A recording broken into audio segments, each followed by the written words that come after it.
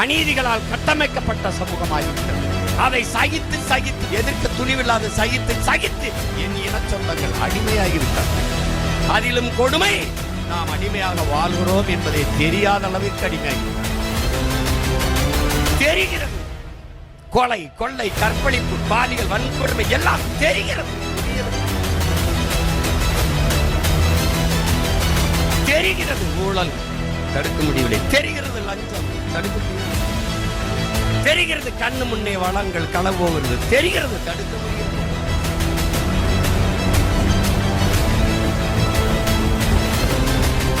அம்பேத்கர் ஒருவன் அடிமையாக இருக்கிறான் என்பதை உணர்த்திவிடு, அவனே கிளர்ச்சி செய்வான். இதைத்தான் 15 ஆண்டுகளாக நீங்கள் பெற்ற பிள்ளைகள், உங்கள் உடன் பிறந்தவர்கள் 15 ஆண்டுகளாக நீ அடிமை, நான் அடிமை, நாம் அடிமை என்பதை உணர்த்திக் கொண்டே வருகிறோம். ஒரு கிளர்ச்சி செய்கிறார்கள், கிளர்ந்து எழுகிறார்கள்.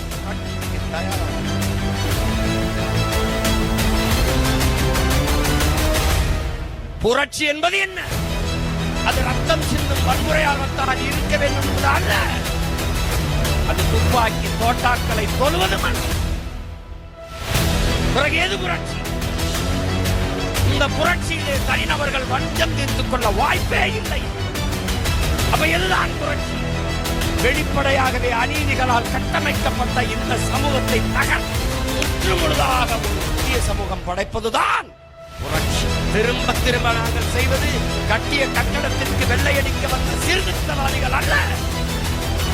நாங்கள் அந்த கட்டடத்தை இடித்துவிட்டு மறு கட்டடம் கட்ட வந்த லட்சியவாதிகள், புரட்சியவாதிகள்.